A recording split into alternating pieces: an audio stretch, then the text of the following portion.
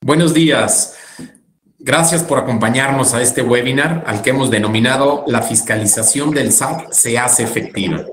Segunda lista de tasas efectivas de 12 sectores con 84 actividades económicas.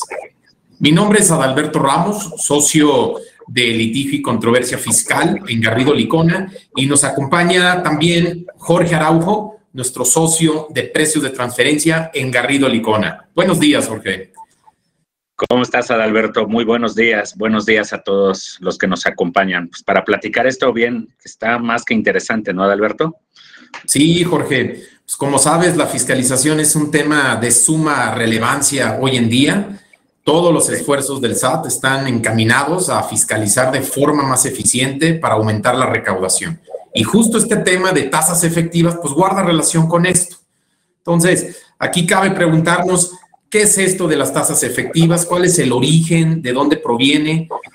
Aquí recordemos que en marzo de este año, el SAT dio a conocer su plan maestro de fiscalización, donde dio a conocer las acciones de fiscalización frente a los grandes contribuyentes para aumentar la recaudación.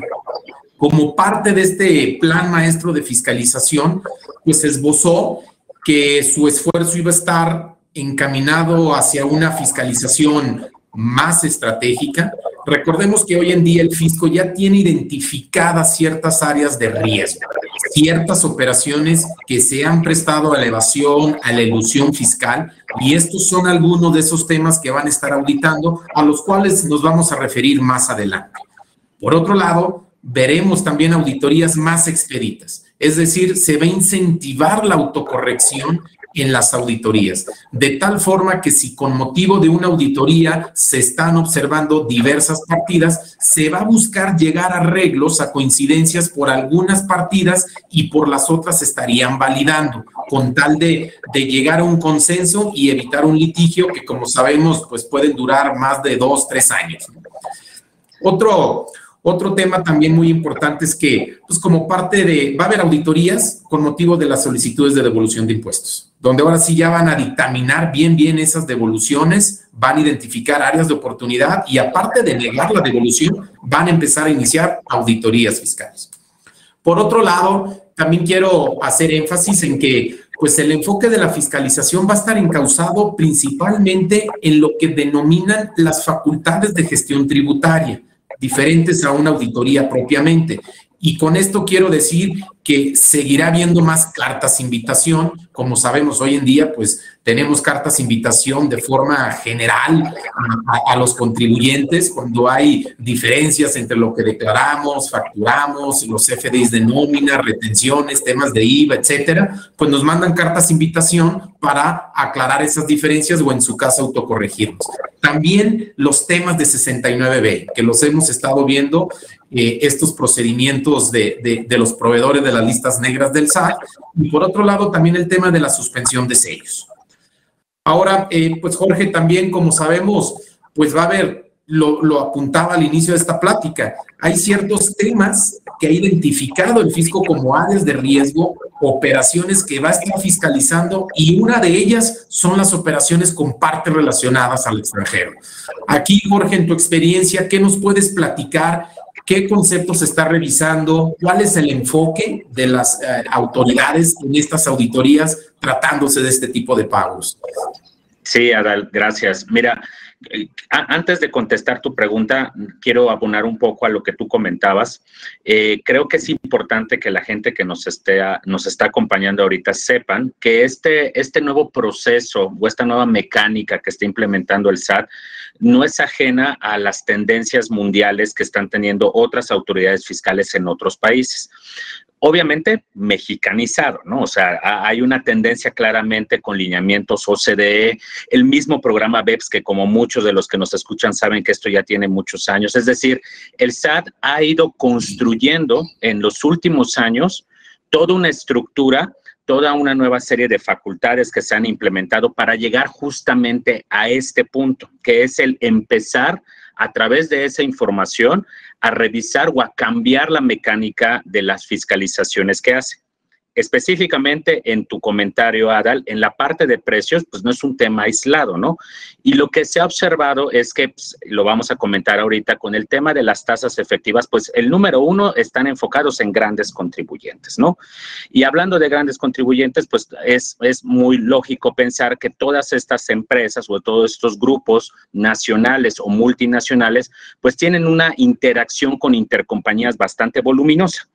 Entonces, indirectamente, esta nueva mecánica está ayudando a la administración de precios de transferencia y ayudándolo que al mismo tiempo la administración está otorgando información para identificar áreas importantes en algunas operaciones ya tradicionalmente revisadas por el SAT, pero con este nuevo enfoque tienen nuevos argumentos. ¿Como cuáles?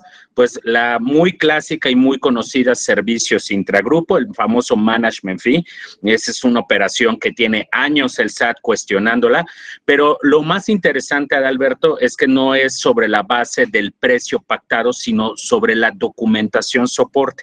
Y ese tema de documentación, soporte, razón de negocio, materialidad, que bueno, ya tenemos webinars, lo hemos platicado mucho aquí con todas las empresas que nos acompañan hoy, se va implementando en las revisiones de precios.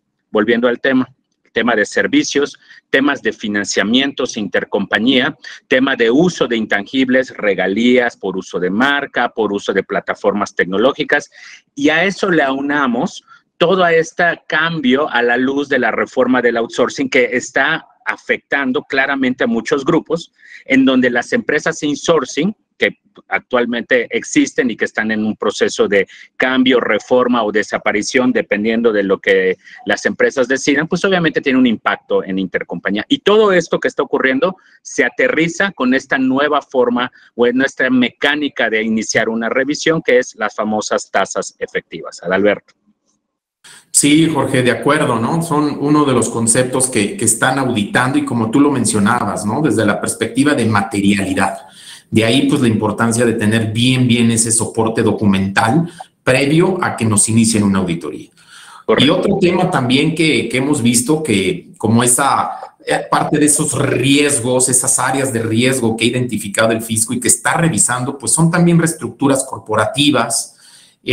Aquí lo hemos visto que pues le he dado ese enfoque, ¿no? Desde, pues está revisando los valores de mercado, ¿no? De los bienes que se transmiten, pues el tema también de materialidad, que también eso lo tiene muy presente, y pues también la razón de negocios, ¿no? De este tipo de reestructuras corporativas, también compras de activos, que también eso es algo que están auditando, también empresas con pérdidas fiscales, deducciones de inversiones, temas de refipres, desconsolidación, pues la tasa del 0% de IVA y los no objeto de IVA, pues son algunos de los conceptos, áreas de riesgo que en lo que se va a estar centrando la autoridad para fiscalizar de forma más eficiente.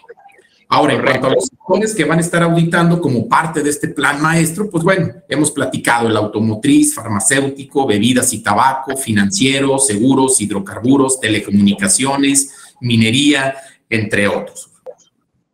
Ahora, habiendo dicho este contexto, este antecedente, con base en este plan maestro de fiscalización que dio a conocer la autoridad fiscal, pues llegamos al tema de las tasas efectivas de impuestos. Recordemos por ahí que, pues a partir de 2021 hubo una reforma fiscal al artículo 33, fracción primera del Código Fiscal de la Federación, pues en el cual ya pues se faculta a la autoridad para pues, poder establecer estos parámetros específicos de tributación en cuanto a utilidad, conceptos deducibles y tasas efectivas de impuestos. Es una nueva facultad y en línea con esto es que vemos que en junio hubo una primer publicación de tasas efectivas de impuestos dadas a conocer por la autoridad para medir estos riesgos fiscales. Por aquí lo que señalaba la autoridad es de que había identificado una evasión fiscal de 1.4 billones de pesos, más de la mitad provenía de grandes contribuyentes, porque estaban tributando a una tasa efectiva del 1.33% aproximadamente. De ahí que, pues bueno, sale este primer listado de actividades económicas, sus tasas efectivas, que fueron 40 actividades económicas pertenecientes a 5 sectores de la economía.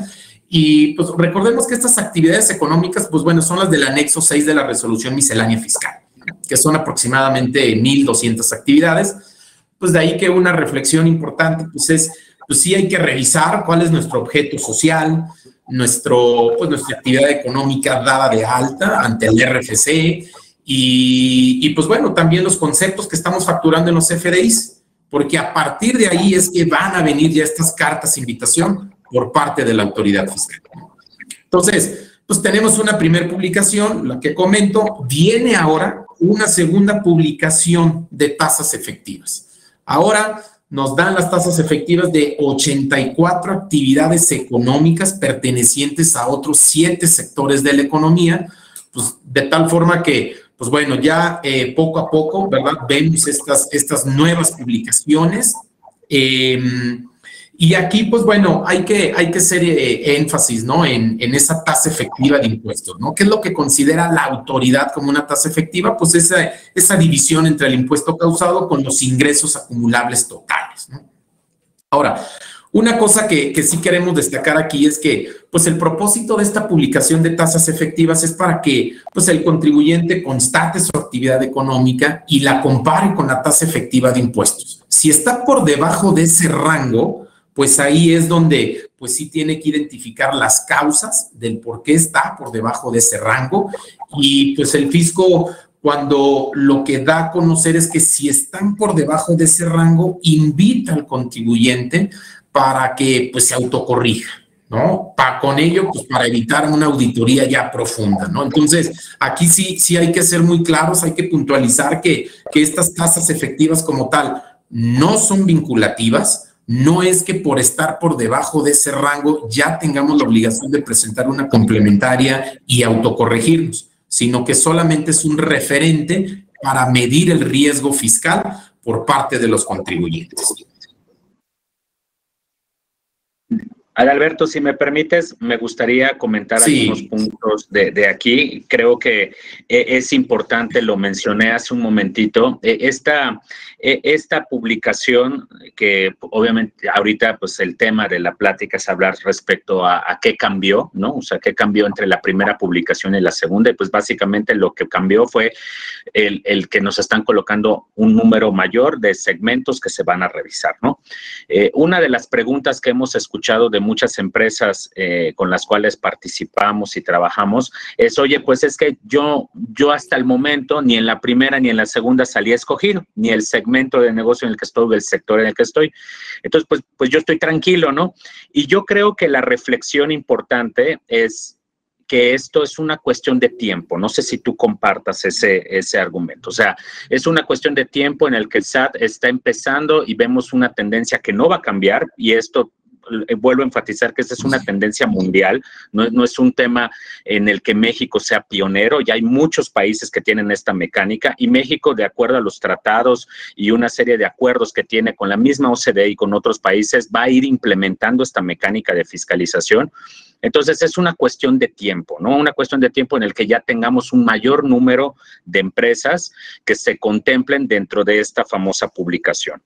Otro tema que yo quisiera mencionar es que este proceso de cálculo de la tasa efectiva, y no me dejarás mentir, Adalberto, trabajamos mucho en algunas auditorías con el SAT para algunas empresas que apoyamos, ya es una mecánica normal que se está implementando al momento en que se negocia una auditoría, sea de precios de transferencia, sea de grandes contribuyentes, pagos al extranjero, etcétera.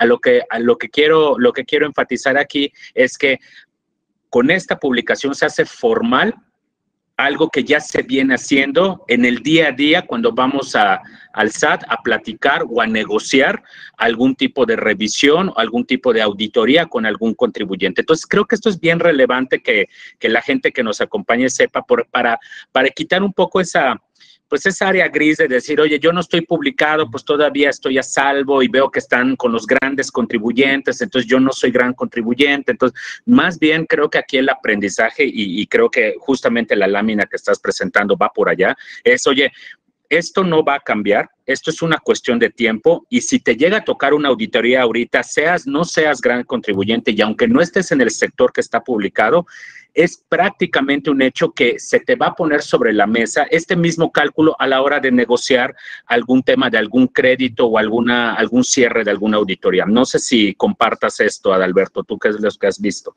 Sí, Jorge, coincido contigo.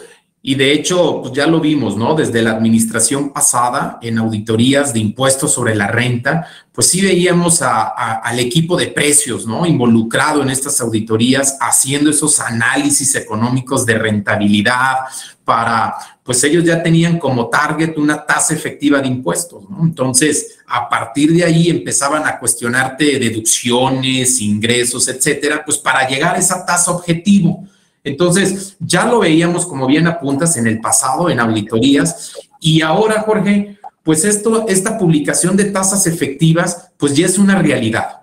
Ya estamos viendo ya cartas invitación dirigidas a los contribuyentes, donde el fisco, pues ya en el mismo texto de estos comunicados, de estas cartas invitación, ya señala que identificó, digamos, al contribuyente que la mayoría de sus ingresos derivan de una de estas actividades económicas. Por tanto, ya te están invitando a que verifiques si tu tasa efectiva de impuestos está conforme a estos parámetros. Entonces, ya en la firma ya tenemos ahí algunas empresas que estamos asesoradas porque ya recibieron este tipo de cartas de invitación. De ahí, pues, esto pues no solamente pues son palabras, ya son hechos, ya es una realidad que tenemos estas cartas de invitación y lo importante aquí, la recomendación, Jorge, sí es, pues como lo hemos platicado, sí hay que atenderlas, hay que verificar la forma como nos llegan estos comunicados para pues responderlo de la misma forma, ya sea a través del buzón tributario, etcétera, pero sí es importante hacer esas aclaraciones pertinentes, Jorge. Sí, correcto, Adalberto. Y creo que tocaste un tema importante que es estas cartas sí o sí se tienen que contestar. Y la experiencia que estamos teniendo ahorita con estas empresas que en el despacho estamos atendiendo con estas primeras invitaciones, y lo tengo que poner totalmente transparente porque nos ha sorprendido a la misma empresa y a nosotros que para poder contestar rápidamente estas invitaciones, estas cartas de invitación, estamos armando en conjunto una serie de información para entregar, ¿no? Un cálculo, alguna documentación soporte, y te sorprendería, Adalberto, ver que en algunos casos, en algunas empresas, esta información tarda demasiado en generarse dentro de la empresa para poder contestar estas cartas, ¿no? Hay que recordar que estamos hablando de ejercicios de 5 años para atrás, 2016, en algunos casos, 2017, 18, y la verdad, eso, y creo que hacia ahí vamos a ir caminando un poco conforme vayamos transitando en este webinar, el tema del tiempo, la reacción y tener la documentación rápida para poder contestar es un elemento clave para efectos de que frente a esta solicitud la autoridad vea que somos una empresa que está en orden, con una documentación sólida y que tenemos posiblemente argumentos que difieran de ellos, pero que son totalmente soportables. Y en eso, y no me dejarás mentir, Adalberto, el tema de la prontitud para responder se vuelve un elemento de percepción importantísimo al momento de negociar.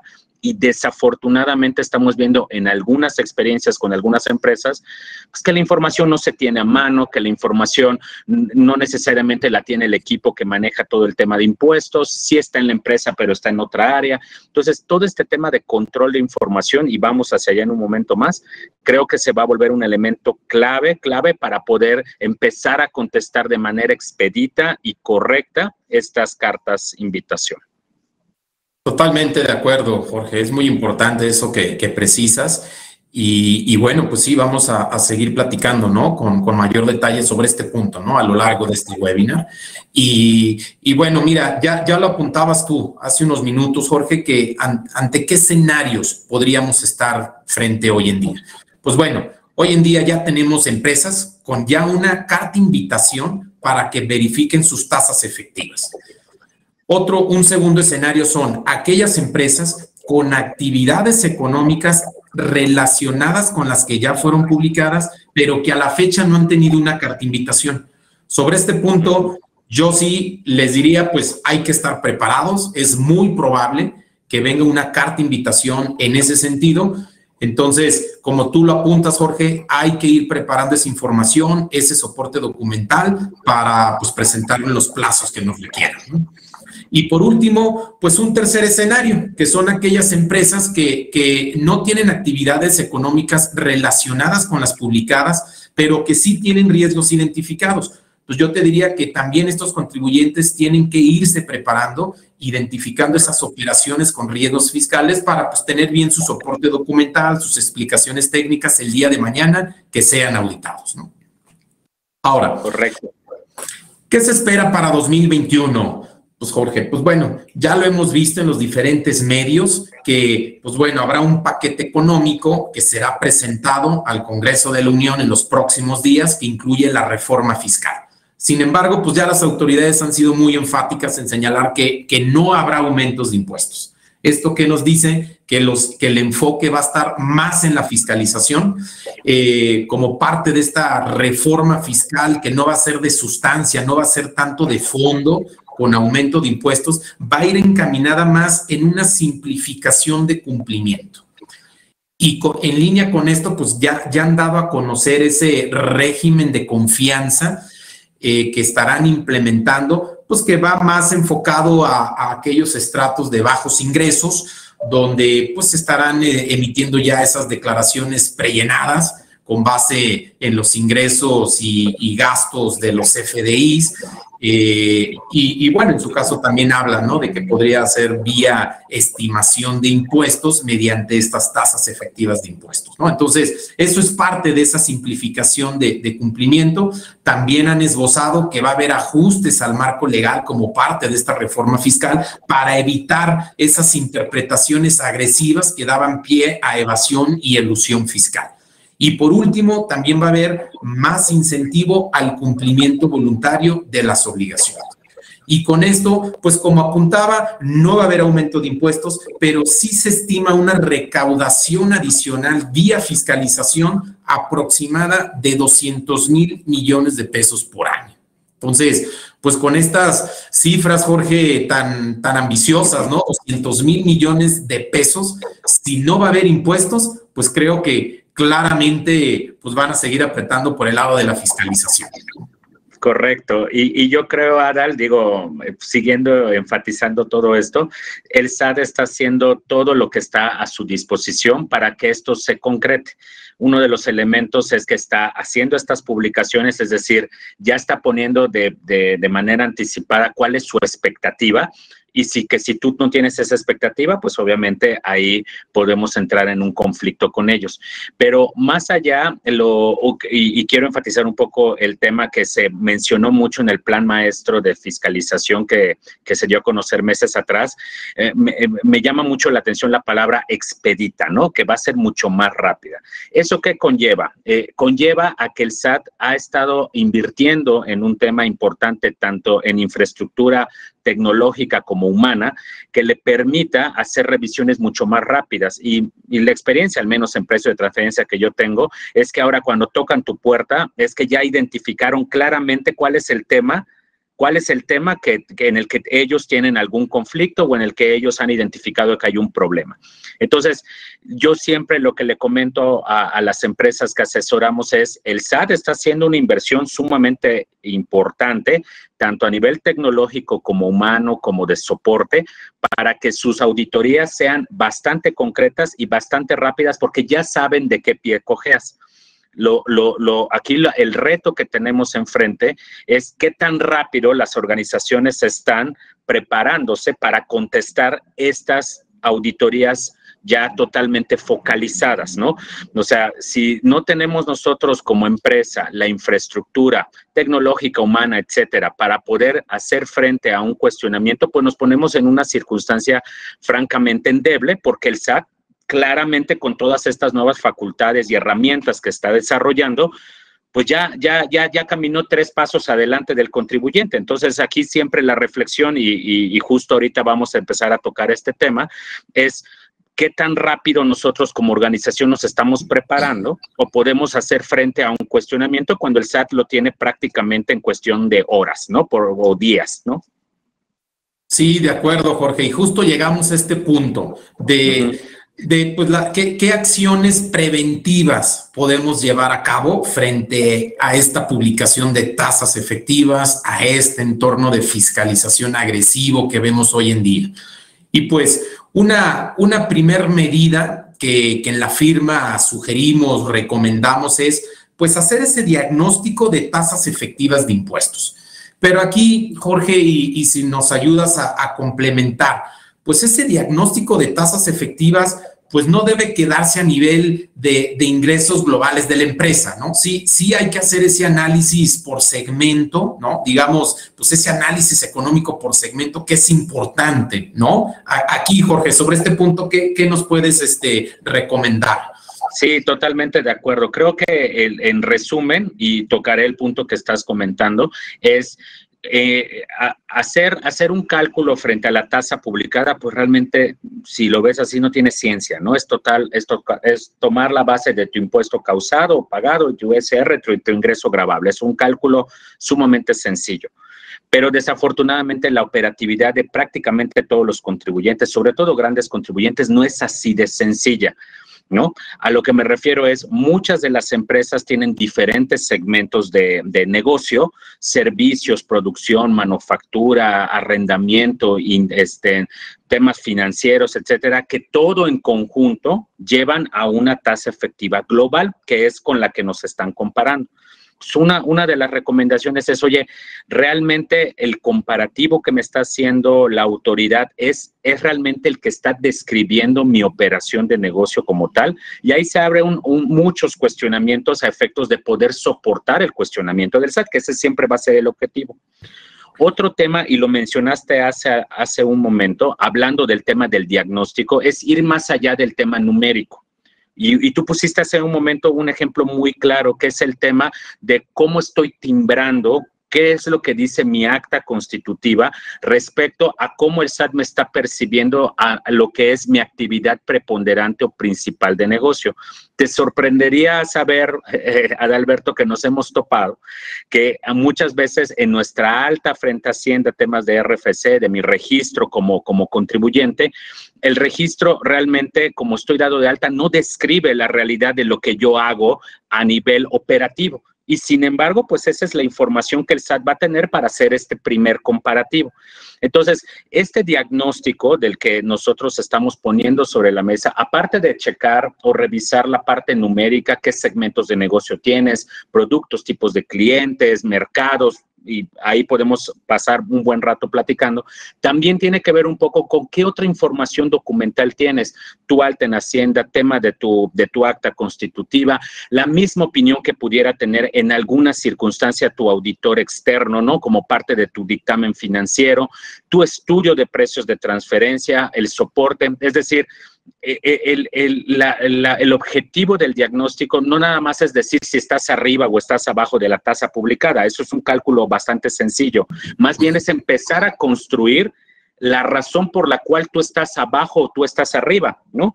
Y a partir de ahí empezar a tomar medidas, y pasando ya al segundo punto, en el cual tú ya empieces a revisar o a estresar tu modelo actual de negocio, tanto para efectos comerciales como impositivos, contables o legales, ¿no? Sí, coincido, Jorge, ¿no? De tal forma como tú bien apuntas, ¿no? Puede ser que a nivel de empresa, pues estemos por debajo de esa tasa efectiva, pero si ya hacemos un análisis por segmento de negocio, pues está justificado, ¿no? Bien esa tasa conforme a segmento, ¿no? Entonces, ahora, algo que sí hemos visto como parte de estas cartas invitación es que el parámetro que está tomando el fisco, y esto es una realidad, es precisamente la actividad por la que obtienes la mayoría de tus ingresos, ¿no? Entonces, correcto. Por eso, pues hay que prestar atención a estas cartas invitación y sí hay que hacer las aclaraciones pertinentes para pues justificar, ¿no? Esa tasa conforme a la cual estemos tributando, ¿no? Que ahí estarás de acuerdo, Alberto, y perdón que te interrumpa, como mucha de la gente que nos está acompañando, que no necesariamente el segmento que genera más ingreso es el más rentable, ¿no? Y eso lo sabemos, ¿no? Hay veces que mi segmento que me genera más volumen es el que tengo yo más castigado a nivel de utilidad, porque esa es mi puerta de entrada a vender otro tipo de servicios o actividades donde tengo una mayor rentabilidad. Pero tú claramente lo dijiste, el SAT cuando ve una serie de segmentos, lo que espera es que tu segmento más grande sea el que más genere rentabilidad y por lo tanto una base gravable mayor, lo cual no necesariamente a nivel de industria, de segmento de negocio o a nivel mercado, no necesariamente pasa ahí. Y ahí es donde se empieza a construir el argumento con el cual debemos ir conversando con el SAT, ¿no? Adelante, Adalberto. De acuerdo, Jorge. Ahora, pues bueno, una vez que hemos realizado ese diagnóstico, identificamos que estamos por debajo de ese rango, pues lo importante aquí y nuestra sugerencia sí es llevar a cabo una auditoría preventiva. ¿Qué quiero decir con esto de auditoría preventiva? Pues hay que anticiparnos, hay que identificar esas áreas de riesgos fiscales que eventualmente en una auditoría el fisco nos podría estar haciendo ajustes en deducciones, en ingresos, etcétera. Es decir, identificar bien esas razones por las cuales estamos debajo de ese parámetro de tributación conforme al fisco, identificar bien esas áreas de oportunidad. Y una vez que ya tenemos identificado esas áreas de oportunidad, que aquí cobra relevancia lo que mencionábamos al inicio, ¿no, Jorge? Cuando esbozábamos el plan maestro de fiscalización, platicábamos de esas áreas de riesgo fiscal que la autoridad ya tiene identificadas, que son esos temas que nos van a estar auditando, ¿no? Pagos a partes relacionadas, reestructuras corporativas, compras de activos, refipres, deducciones de inversiones, no objeto del IVA, etcétera, etcétera. Empresas con pérdidas fiscales y el aprovechamiento, pues esas son las operaciones que ya podemos ir identificando hoy en día, que son áreas de riesgo y pues bueno, anticiparnos y aquí paso al tercer punto, que es crear un defense file, ¿no? Que es crear ya todo ese soporte documental, tener listas todas esas explicaciones técnicas desde la perspectiva fiscal, legal, documentar bien esas razones de negocios, de las operaciones, compras de activos, reestructuras corporativas, etcétera, tenerlo todo bien en orden para que pues, el día de mañana que nos auditen, pues ya poder presentar esa información en tiempo y forma, ¿no? Entonces, pues no sé, digo, son básicamente, ¿no, Jorge? Los temas que recomendamos, ese diagnóstico, esa auditoría preventiva y ese defense file, ¿no? Lo que estamos recomendando en la firma, Jorge. Totalmente de acuerdo, Adalberto. Y yo lo dividiría, digo, tiene muchas aristas, pero en un tema documental, es decir, qué tan sólido estamos en la documentación, y en documentación englobamos todo. Temas contables, temas fiscales, temas de precios de transferencia, temas legales, incluso temas operativos, ¿no? Y el segundo rubro es qué tan rápido podemos generar o entregar esa información. Y enfatizo mucho esto, Adalberto, porque tú bien lo sabes que hay un tema importante cuando estamos en un proceso de auditoría o de revisión con el SAT, el de entregar de manera oportuna y pronta y perfectamente cuadrada, revisada la información, siempre crea una expectativa de que pues, el contribuyente está cumpliendo de manera ordenada y que tiene el soporte documental. Entonces, este tema de qué tan rápido podemos generar y entregar esta información se vuelve algo crítico, y este ejercicio del diagnóstico, de la auditoría y del defense file creo que abona muy bien, incluso no únicamente para hacer frente a estas nuevas obligaciones o estos nuevos requerimientos que el SAT va a tener, sino que también puede hacer cambios muy relevantes en temas internos de auditoría interna, control interno, medición de riesgo interno en las empresas,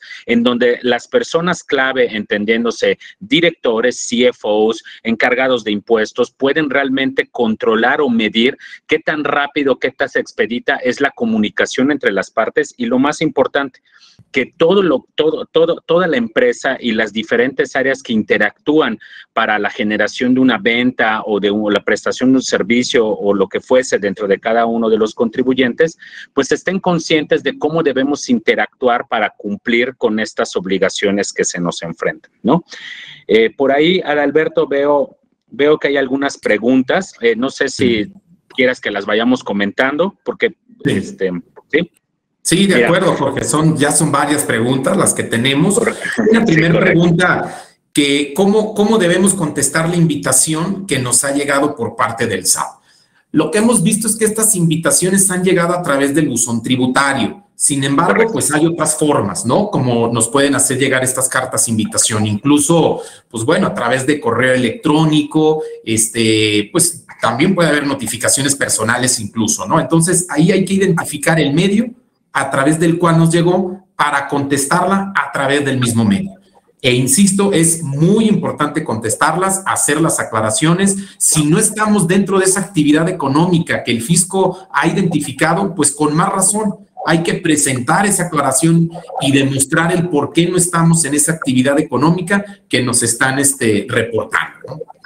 Otra pregunta, Jorge, pues nos preguntan si esto de las tasas efectivas es constitucional o no. Pues mira, sabemos que el principio constitucional conforme al cual debemos pagar contribuciones es pues el principio de proporcionalidad tributaria previsto en el artículo 31, fracción cuarta, ¿no? Es decir, que el contribuyente debe pagar impuestos conforme a su real capacidad contributiva. Y obviamente para que nos graben de forma proporcional, pues sí hay que identificar ese modelo de negocios, esa realidad económica, reconocer todos los conceptos de deducciones, etcétera, que sean acordes con nuestra capacidad contributiva. Entonces, pues mira, podría ser cuestionable, sí, que el fisco te diga cuánto tienes que pagar de impuestos cuando no está pegado a tu situación real de deducciones, porque pues en la tasa efectiva, para empezar, no reconocen algunos conceptos de deducciones, ¿no?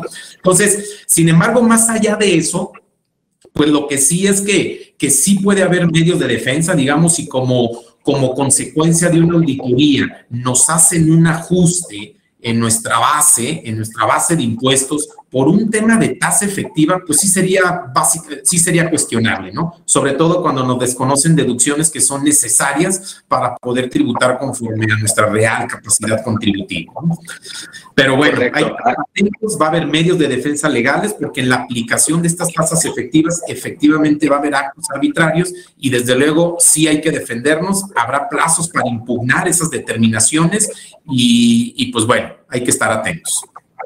Sí, dos de las preguntas que nos están haciendo por acá gira alrededor de la actividad principal de la empresa, ¿no? Una en específico habla de si yo tengo una actividad principal y mis actividades alternas han ido eventualmente pasando quizás a nivel de ingresos o de operación, lo que era anteriormente mi actividad principal, pues cuál es la recomendación, ¿me debo ajustar a mi actividad principal o qué debo de hacer, sobre todo si no tengo la documentación?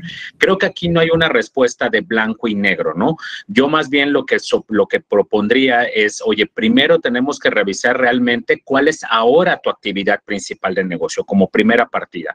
Segundo, pues revisar que tengas toda la documentación para soportar esa actividad. Y tercero es, considerando que ahora esa es tu nueva actividad de negocio, buscar la tasa efectiva, si es que esta fue publicada, a la cual tú te debes apegar, ¿no? No haría mucho sentido tratar de implementar un ajuste, si ese es el planteamiento, ¿no? A una actividad que ya no es preponderante. Lo que ahora ha pasado es que ha habido un cambio en el negocio y por lo tanto tenemos que documentar y el plan de acción sería un tema de documentación más allá de ajuste, ¿no? Y una otra pregunta que por aquí está muy relacionado a este tema es, oye, si yo tengo varias actividades, ¿contra qué me comparo? Y realmente eso es parte de lo que nosotros planteamos en el tema del diagnóstico, porque también efectivamente no hay una respuesta. Y puede ser que contra lo que yo concluya que me debo comparar, ya sea porque es la operación con mayor materialidad o la operación que me da mayor rendimiento, puede ser que esa actividad no tenga publicada una tasa efectiva. ¿no? Que sabemos que la tendencia del SAT es que eventualmente lo va a hacer, pero tomando una medida de prevención, pues justamente aquí es donde nosotros, por ejemplo, aquí en el despacho tenemos acceso a ciertas bases de datos que nos pueden dar un buen indicativo de hacia dónde va a ir la tendencia del SAT al momento en que publique esas tasas, o que en el momento de una auditoría llevada a cabo por ellas a través de sus facultades de comprobación pueda estar poniendo sobre la mesa respecto a la expectativa que tengan. Entonces, creo que esta pregunta abarca mucho. Creo que hay que revisar primero cuáles son esos sectores o segmentos de negocio que realmente nos está generando el negocio, revisar si ese segmento en particular está publicado o no por el SAT. Si está publicado, pues se hace el comparativo, y si no lo estuviera, pues tratar de llegar a una expectativa razonable de cuánto podría ser un número que el SAT podría tener en mente respecto a la tasa que aplicaría para el contribuyente, ¿no? Por ahí hay otras preguntas, Adal, no sé si quieras continuar. Sí, mira, nos preguntan con qué anticipación debemos manejar las auditorías preventivas. Pues yo te diría que a partir de este momento ya hay que trabajar en ella. O sea, es cuestión de tiempo. Como lo mencionaba, es muy probable que si estamos dentro de esas actividades económicas que ya se publicó tasa efectiva, que en breve podamos estar recibiendo alguna carta invitación. Entonces, contestando muy puntual, la auditoría preventiva tiene que hacerse a partir de este momento. Nos preguntan también si hay un plazo para contestar la carta invitación del SAT. Fíjate que, como hemos visto hoy en día, es que estas cartas invitación son bastante generales, donde solamente nos invitan a verificar si nuestra tasa está conforme a las publicadas por el SAT. No nos dan un plazo específico para contestar. Por lo menos es lo primero que hemos visto en estas primeras cartas invitación que han sido notificadas. Sin embargo, nuestra sugerencia es, pues sí, contestar pues de inmediato, en cuestión de días, para pues evitar algún acto posterior de fiscalización por parte de las autoridades. ¿Sí? Y bueno, por aquí vemos otra pregunta, Jorge. Nos preguntan, en las actas constitutivas viene la actividad preponderante, pero también veo que viene un listado de actividades y que en este caso las tasas solo se considera la actividad que aparece en el acta ante el SAT. Pues bueno, por ahí ya lo comentábamos, ¿no? Si bien el parámetro, pues es esa actividad económica que tenemos dada de alta ante el SAT, ¿no? A partir de ahí, pues está partiendo el fisco. Sin embargo, también lo que puede hacer y estará haciendo es también constatar con los conceptos que facturamos en CFDIs, pues la actividad conforme a la escritura constitutiva, etcétera. O sea, sí tenemos que hacer, y de ahí la reflexión que hacíamos es de que hacer un análisis al interior, ¿verdad? Donde constatemos objeto social, actividad dada de alta ante el RFC y los CFDIs, que los conceptos que facturamos, para en su caso actualizar y hacer los ajustes que se tengan que hacer conforme a la realidad económica y a las operaciones que hacemos, ¿no? Para evitar este tipo de cartas de invitación sin sustento, ¿no? Correcto, Adalberto. Y ahí, digo, resumiendo un poco, es una tendencia y lo hemos estado enfatizando en todos los aspectos en los que apoyamos aquí en el despacho a las empresas que asesoramos. Es un tema de sincronía. Yo así lo definiría.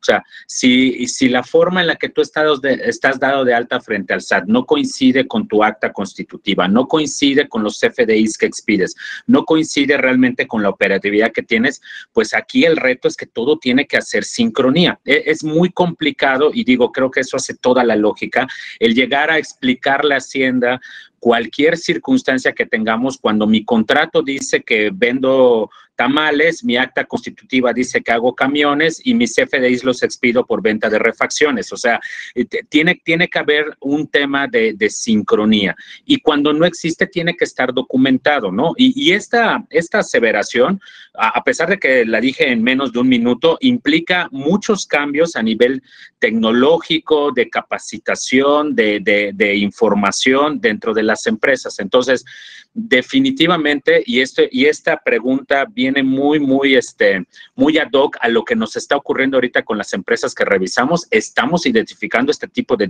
discrepancias, y justamente la auditoría preventiva tiene como objetivo identificar eso y hacer las correcciones, y en los casos en los que no se puede hacer las correcciones, pues obviamente tener la documentación que ayude a explicar la circunstancia en particular, ¿no? Adelante, Adalberto.